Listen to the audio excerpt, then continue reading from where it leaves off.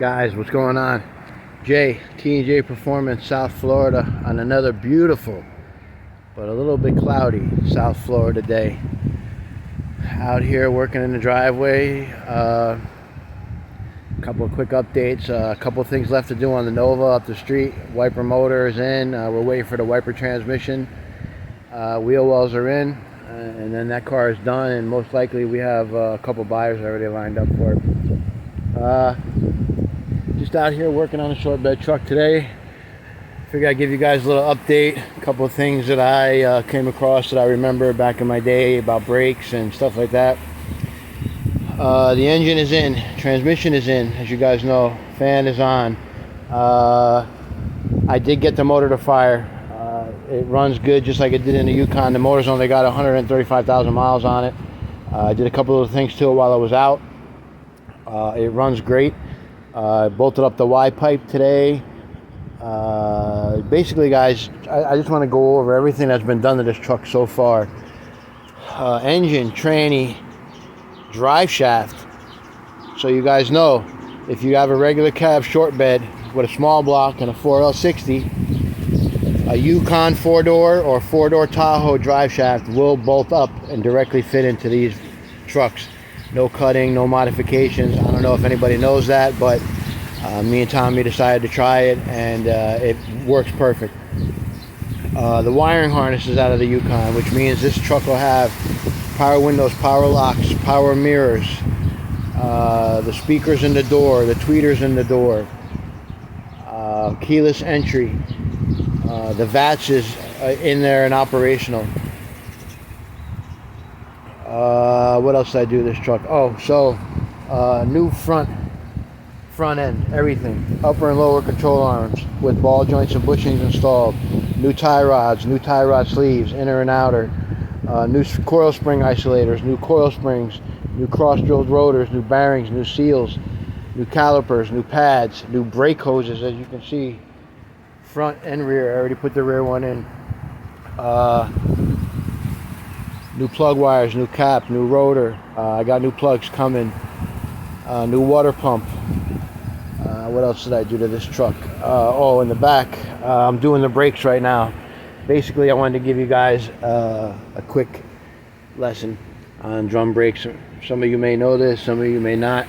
A lot of these OBSs have a problem. You'll be sitting at the traffic light, or you'll come to a complete stop at a stop sign, and you'll go to take off, and you'll feel like the rear end is locked up for a second, and it'll jerk, and then finally go. 99 times out of 100, the problem is your rear brakes are not releasing.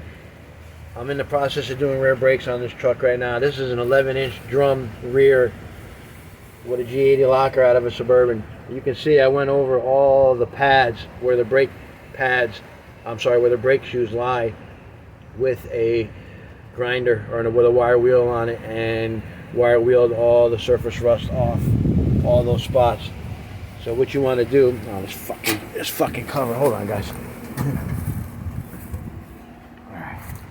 So what you want to do before you assemble your brakes, or if you're having a problem and you want to find out, you got to disassemble the brakes, take them apart, look at the backing plate. Now I cleaned these up really good. I wire brushed them, brake cleaned them, and then like I said, I got the grinder with the wire wheel and wore the rust off, the surface rust off the pads where the shoes rest and slide. Now what I do is I take a little bit of grease, just very lightly. That little bit should be almost enough to do all of them. You don't need a lot, guys, just a very little bit,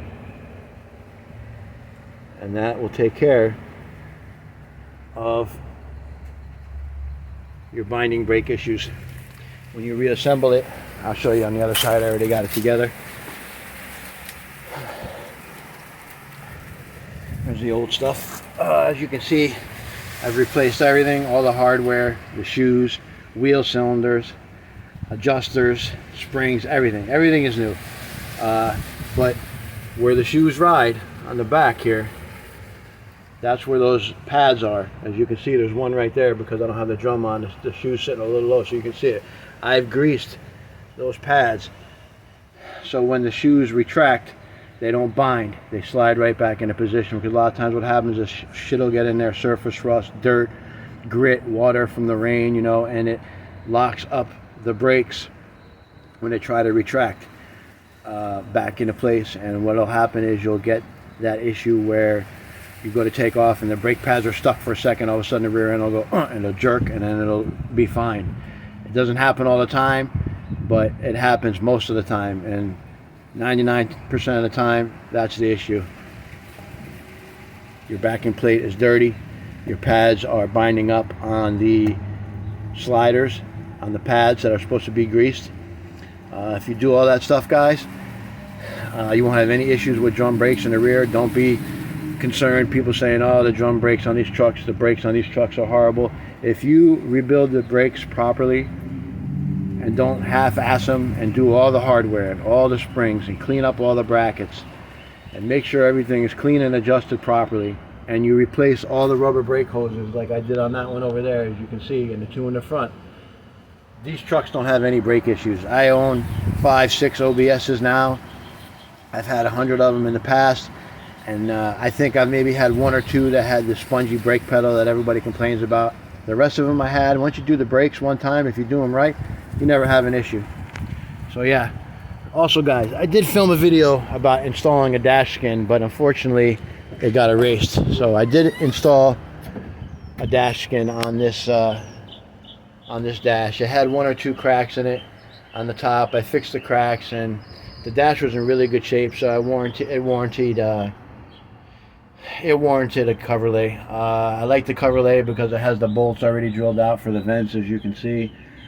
I'm sorry, no, not the cover lay, the dash skin. This is a dash skin. I prefer the dash skin over the cover lay.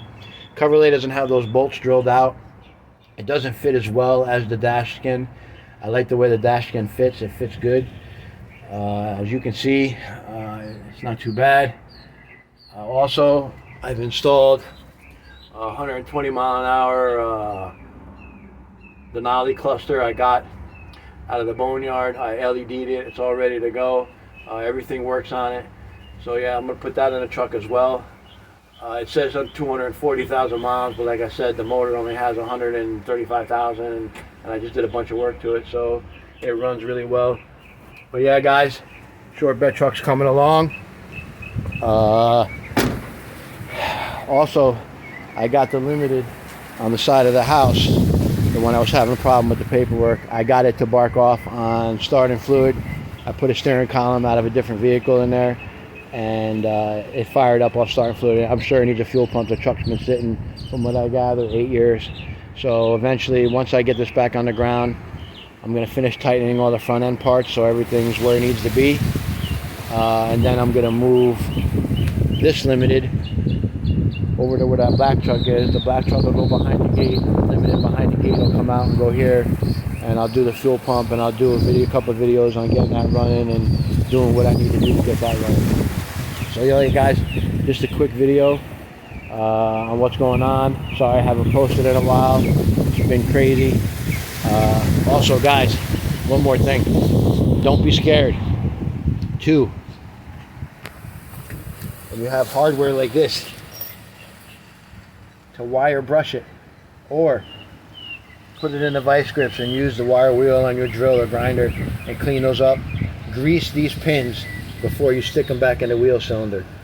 I'll show you, like, on the other side what I did, so you don't rip the seals, because they don't make them like they used to. But as you can see, that pin right there and that pin right there, I cleaned those up with the vice grips and the wire wheel on the grinder. They came out like brand new, and put a little grease on them, shoved them in there. Everything went together nice. As you can see, this is all ready to go. I just need to put the just need to put the drum on and adjust the brakes. Drums are already douched it black real quick to make it look pretty, and now I'm going to do the same on this side. So yeah, guys, short bed truck's come along. I will do more videos as I do more stuff to it. Oh, rear end cover's on. Got that new rear end cover right there for it. So yeah, it's all good to go. Fuel tank's in. Got a new strap for the front and rear. So the straps on the tank are new. So yeah, everything's good, guys.